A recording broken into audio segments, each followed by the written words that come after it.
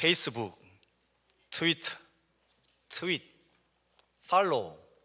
팔로잉, 이게 무슨 말이야 하면 여러분들은 구시대 사람들입니다.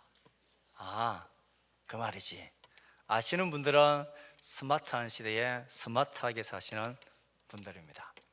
특별히 트위터 같은 곳에는 지구 어디에 있든지 자기의 의견과 이슈와 자기의 생각들을 공유할 수 있는 공간입니다. 140자라는 한정된 짧은 글길로 모든 일어난 사건들을 순식간에 전 세계적으로 퍼뜨릴 수 있는 그런 도구들입니다. 어떤 사람은 1000명, 어떤 사람은 10,000명, 10만 명, 심지어는 수백만 명씩 팔로워를 가진 사람들이 있습니다.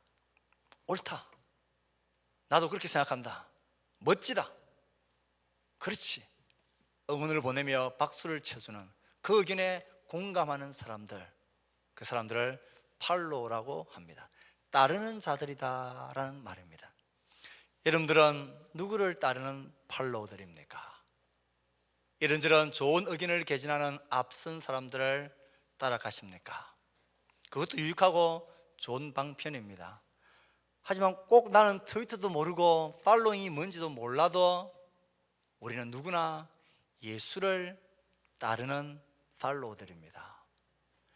이 자리에 계신 우리 모든 학생들과 모든 어르신들, 어떤 모습으로도 우리는 예수를 따르는 예수 팔로워들입니다. 여러분들이 좋은 예수 따르는 자들이 되기를 주의 이름으로 축복합니다. 이 세상에서 예수를 따르는 팔로워들을 살아가는 게 이게 만만치 않는 게 우리의 현실입니다. 본능적으로 사람들은 무언가를 따르게 되어져 있습니다. 유명한 사람을 따르든 좋은 이론을 따르든 좋은 운동을 따르든 무언가는 사람들은 따르게 되어져 있습니다. 이 자리에 계신 우리들은 예수를 따르는 예수님의 팔로워들입니다. 그런데 우리가 속해 있는, 살고 있는 이 세상은 우리가 예수님을 잘 따를 수 있도록 우리를 후원하지 않습니다. 우리가 평생에 예수님을 잘 따르는 팔로워가 되기 위해서는 두 가지 분명한 사실을 알 필요가 있습니다. 그중 한 가지는 우리가 살고 있는 이 세상이 어떤 세대, 어떤 사람들이냐, 이 세대 속에서 우리가 예수를 따르기 위해서는 무엇을 확신해야 되느냐, 어떻게 확신을 가지고 예수를 따를 수 있느냐, 이 두 가지를 말씀드리려고 합니다. 저를 비롯한 우리 모든 예수님을 잘 믿고 잘 따르는, 예수 따르는 사람들이 되고 싶어하는 소망이 다 있습니다. 하지만 우리가 살고 있는 이 세대, 이 사람, 이 세대의 철학과 정신은 우리를 지지하지 않습니다. 우선 우리가 살고 있는 이 세대가 어떤 세대라고 성경에서 말하고 있는지를 분명히 알아야 합니다. 한마디로 오늘 본문의 말씀 속에서 이 세대를 향한 하나님의 선포는 악하다라는 것이 하나님의 말씀입니다. 이 세대는 악하다. 우리가 살고 있는 이 세상이 악하다라고 말씀하신 하나님의 말씀을 동의를 해야 합니다. 어떤 면에서 이 세대는 악합니까? 그들의 가진 스스로의 본질상 이들은 악합니다. 너는 이것을 알아라. 말세에 고통하는 때가 이르는데, 이 말세를 살아가온 이 세대 사람들이 특징이 어떻느냐? 자기를 사랑하고 돈을 사랑하고 자랑, 교만, 비방하며 부모를 거역하며 감사치 아니하며 거룩지 아니하며 무정 원통함을 풀지 아니하며 모함하며 절제하지 못하며 사나우며 선한 것을 좋아하지 아니하며 배신하며 조급하며 자만하며 쾌락 사랑하기를 하나님 사랑보다 더한다. 이 세대는 악한데 본질적으로 자기 중심적인 세계이기 때문에 이 세대는 악하다라고 말합니다. 가만히 묘사해 놓은 이 묘사들을 보십시오. 다 자기 중심적입니다. 자기를 사랑합니다. 돈을 사랑합니다. 자기를 자랑합니다. 자기를 교만합니다. 자기를 대적하는 자들 향하여 비방합니다. 부모도 몰라봅니다. 감사거리가 없습니다. 사납습니다. 자기를 위해서는 절제할 것이 못합니다. 무정합니다. 조급합니다. 쾌락 사랑하기를 하나님 사랑보다 더합니다. 자기 만족을 위해서라면 무엇이든지 할 수 있는 세대가 성경에서 말하는 이 악한 세대의 모습입니다. 자기의 욕심을, 자기가 바라는 것을 채워줄 수 있는 그런 일이라면 무엇이든지 사납고 악한 방법이라도 하는 세대입니다. 동시에 자기의 욕심을 채워줄 수 있는데 도움이 되는 사람들, 도움이 되는 일이라면 누구를 막론하고 그 사람을 따라갑니다. 그래서 실망하고 배신하고 원통해 하는 일, 조급한 일들이 이 세상엔 많이 있습니다. 이런 면에서 우리가 살고 있는 이 세상은 자기 중심적인 악한 세대다라고 성경은 말합니다.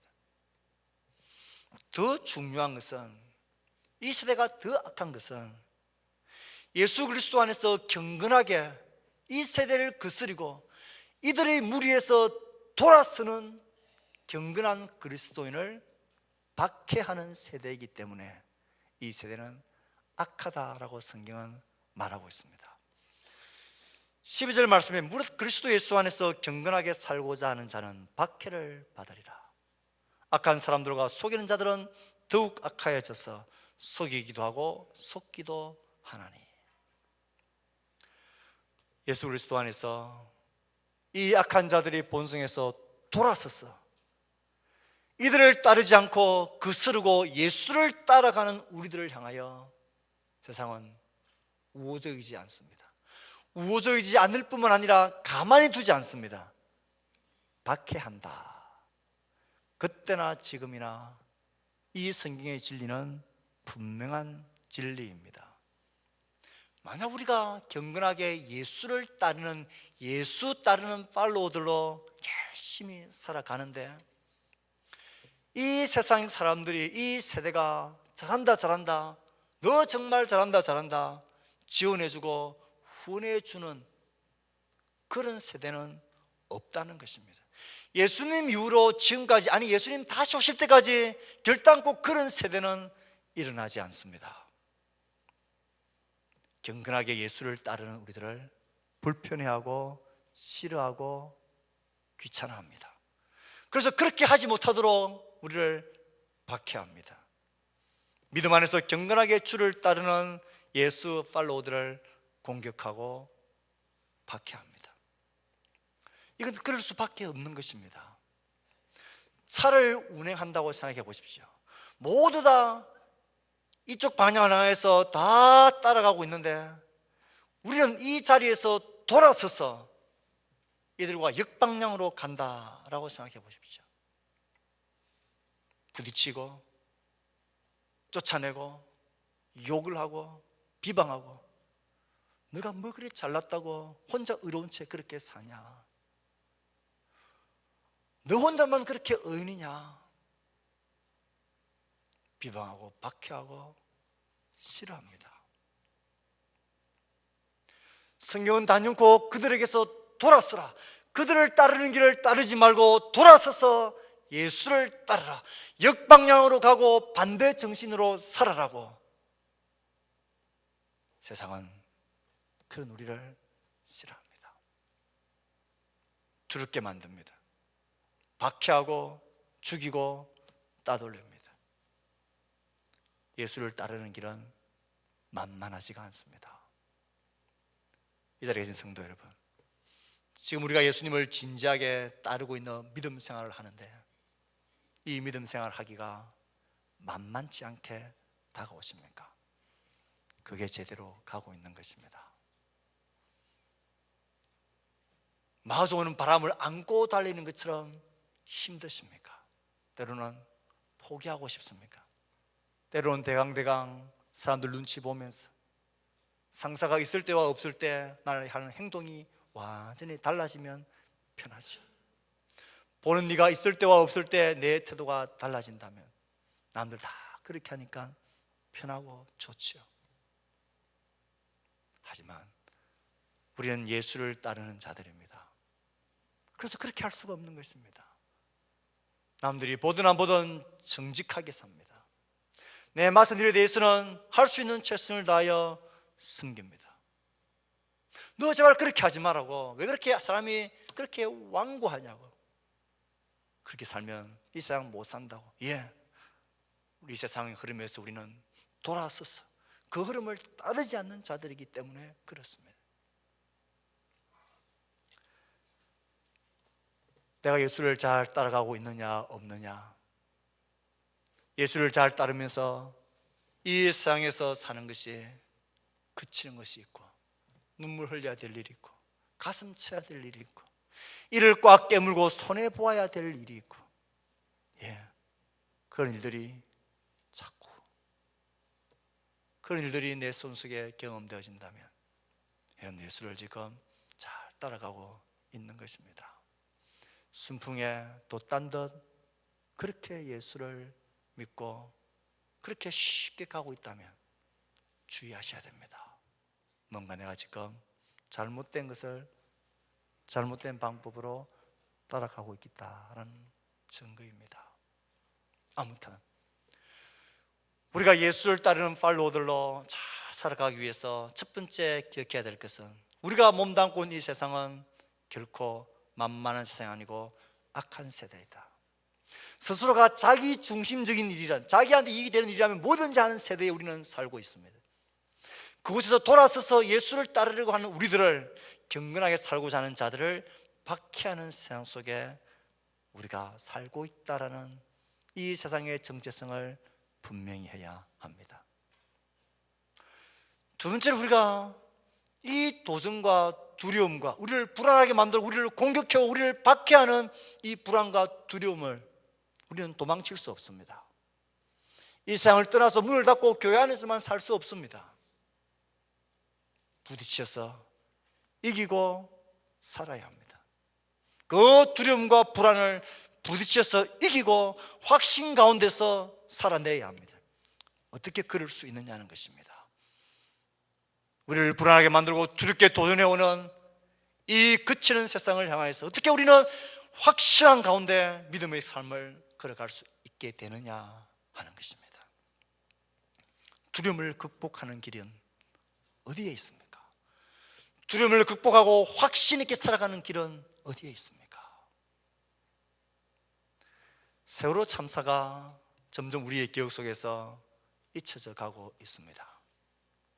세월호 참사가 있고 난 이후에 사회적으로 몇 가지 변화가 있었습니다. 그 중에 작은 변화이지만 이런 부음이 있었습니다. 집에 있는 자녀들을 인근에 있는 수영장에 등록시키는 부모들이 늘어났습니다. 왜요? 그 세월호 참사 당시에 살 수 있는 아이들이 많이 죽었기 때문입니다. 걔네들은 다 구명복을 조끼를 입고 있었습니다. 어떤 애들은 난간에 매달렸기도 하고 저 위에서 물속으로 뛰어내리면 살 수 있는데 그 물속에 뛰어내리는 것이 무섭고 불안하고 두려워서 다시 선실로 돌아가서 죽은 아이들입니다. 뛰어내리라고 그 아이는 무서워서 못 뛰어내렸습니다. 불안했기 때문입니다. 자기는 헤엄을 칠 줄 모르기 때문입니다. 만약 그때 그 아이가 헤엄을 칠 줄 알고 구명옷복을 입고 뛰어내리면 다시 내가 올라오고 살 수 있다는 것을 분명히 배워서 알았다면 그 아이는 살 수 있었습니다. 우리나라와 비슷한 참사를 먼저 당했던 일본에서는 수많은 초등학생 아이들이 배가 침몰되면서 익사하고 죽었더랬습니다. 그 사건이 있고 난 이후에 사후 조치로 일본에서는 모든 초등학교에 수영장을 다 만들었습니다. 수영을 배우는 과목이 의무 과목으로 되어져 있습니다. 그래서 지금 일본은 바다나 강에서 물에서 일어나는 재난에서 강국이 되었습니다.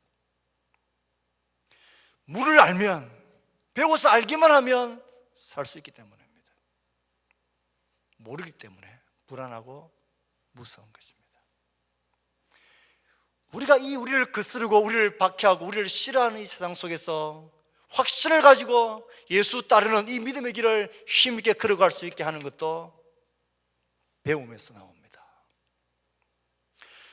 배워서 확신하면 이겨낼 수 있습니다.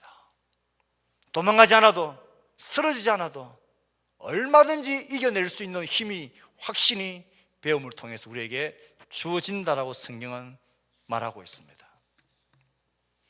그러므로 예수를 따르는 팔로워로서 평생을 힘있게 잘 살아가기 위해서는 두 번째 우리가 기억해야 될 것은 우리가 배워서 확신 있게 써야 된다는 사실입니다.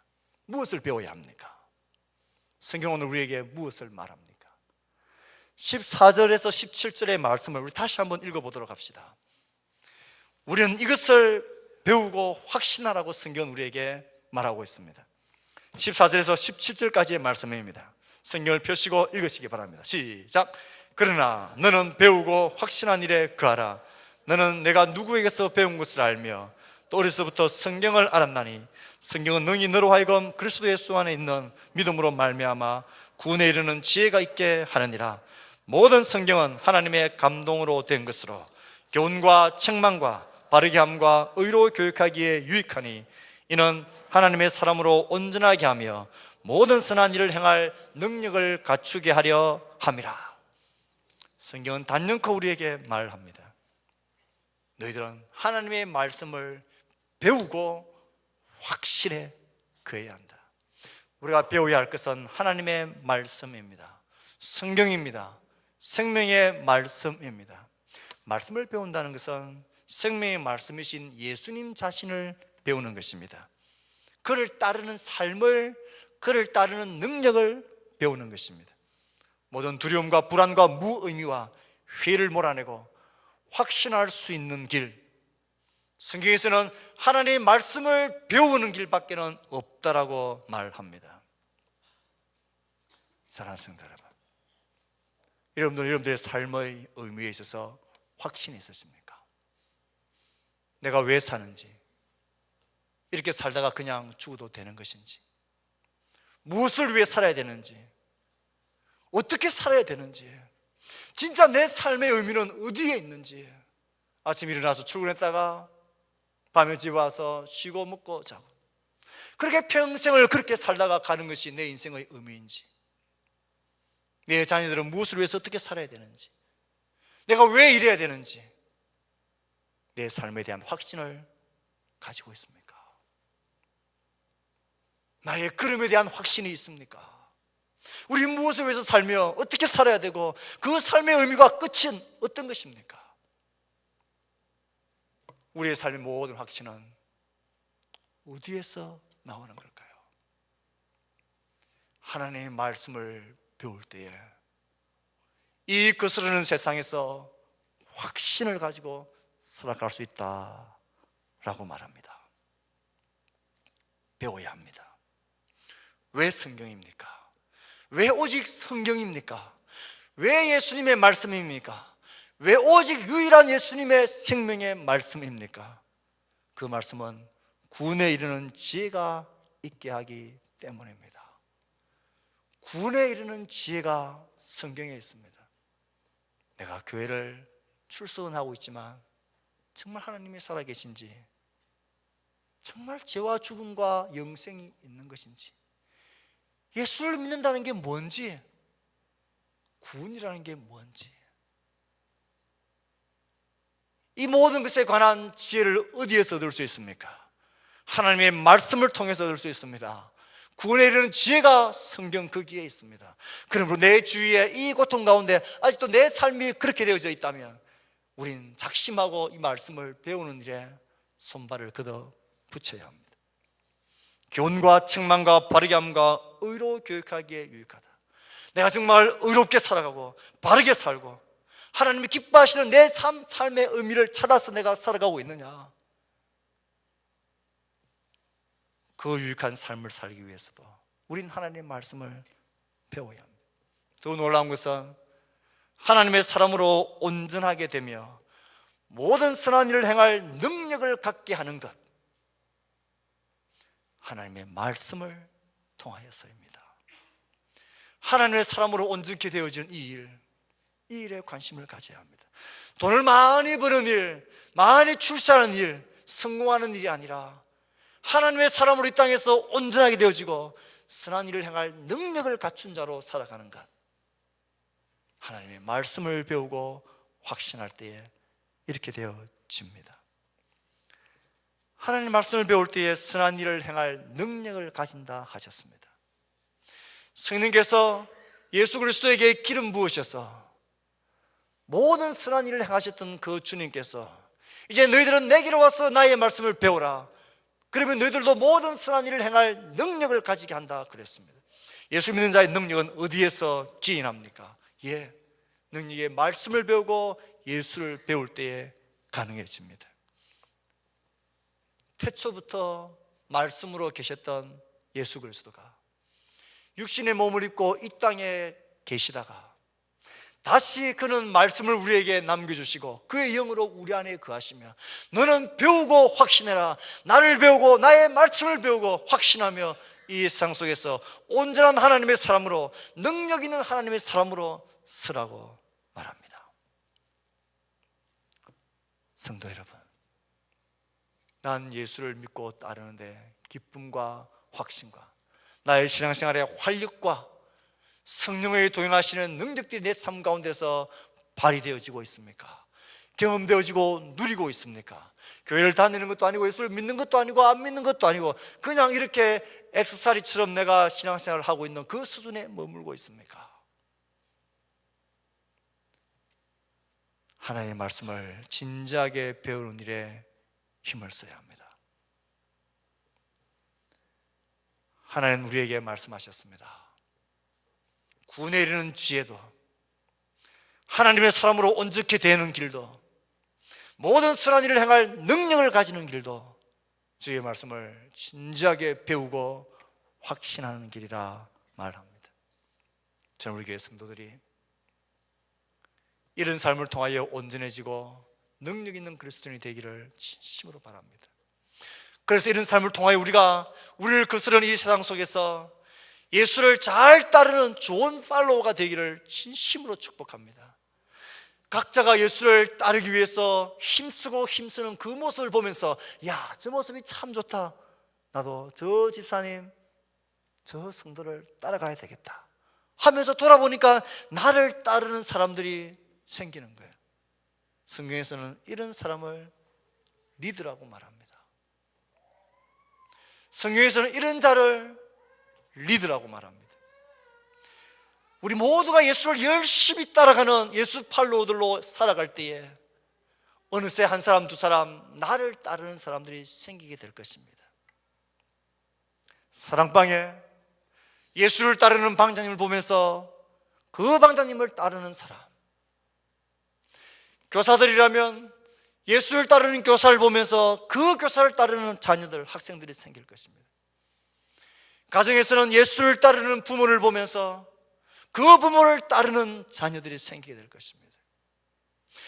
예수를 따르는 목회자를 통하여 그 목회자를 따르는 성도들이 생기는 그 교회, 그런 목회자, 그런 교회, 그런 성도, 그런 공동체가 되기를 진심으로 바라고 축복합니다. 우리 모두는 예수를 따르는 지도자들이 되어야 합니다.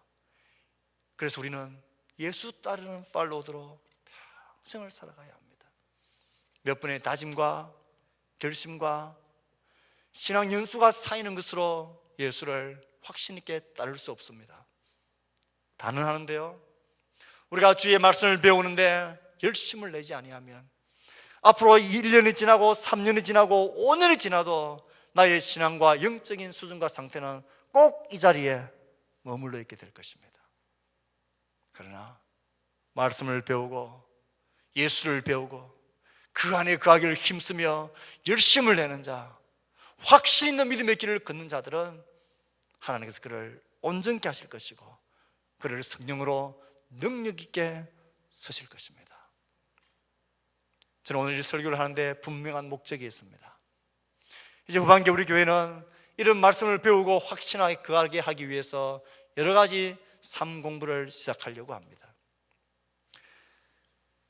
누구든지 교회를 처음 오고 신앙생활을 처음 하는 분들, 혹은 교회는 여러 번 왔지만 아직도 믿음에 대해서 잘 모르겠다 하시는 분들을 향해서는 1:1 당신은 행복하십니까? 라는 이 교재를 가지고 1:1 양육 과정을 합니다.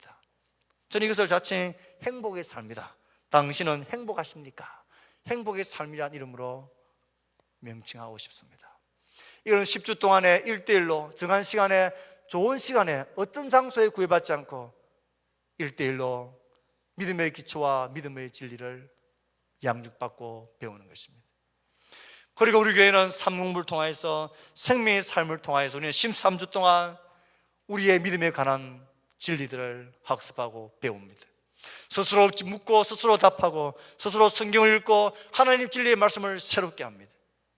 그리고 우리는 제자의 삶을 통하여서 예수를 따르는 예수의 사람들, 어떻게 주와 동행하고 주를 바라보며 살아가며 죄를 이기며 성령 안에서 살아갈 수 있을까?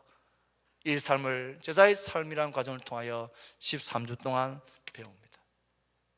큐티 생활하는 것을 훈련합니다. 말씀을 마무리하며 여러분에게 도전하며 권합니다. 우리가 살고 있는 세상은 만만한 세상이 아닙니다. 내 인생에서 무언가 확신 있는 걸음을 걸으려면 주의 말씀을 배우는 일에 헌신해야 합니다. 여러분이 헌신하는 시간 10주, 13주, 그 시간은 어떻게 해서든 무엇으로 채워지고 지나가게 될 것입니다.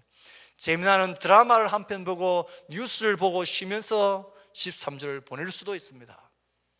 하지만 그 13주를 주의 말씀을 배우고 확신하는 일에 거하기 위하여서 투자한다면 우리의 삶은 달라지게 될 것입니다. 사랑하는 성도 여러분, 우리를 향한 하나님의 마음을 느끼실 수 있기를 바랍니다. 하나님 우리에게 모든 부유함과 모든 온전한 능력들을, 하나님께서는 구원에 이르는 지혜들과 모든 바르게 함과 의를 교육하기 유익한 것들을 우리에게 이미 성경을 통해서 주셨습니다. 그곳엔 생명의 구원이 있습니다. 그곳엔 바르게 함과 의로 교육하는 힘이 있습니다. 그곳엔 하나님의 사람으로 온전케 하고, 그곳엔 모든 선한 일을 행할 능력을 주시는 하나님의 보화가 약속되어져 있습니다. 이 일에 관심을 가지고 배우고 임해야 합니다. 어릴 때부터 성경을 알 수 있던 우리 자녀들은 토요일날 초등부 성경학교에 보내셔야 합니다. 우리 청소년들은 주일날 지정되는 제자훈련학교에, 토요 기도에, 이 아이들이 어려서부터 하나님의 말씀인 성경을 알 수 있도록, 그래서 하나님의 사람으로 온전케 되고 모든 선한 일을 행할 능력이 있는 사람으로 세워갈 수 있도록 우리 교회가 그렇게 배우고 확신하는 교회가 되기를 주의 이름으로 축복합니다. 아멘.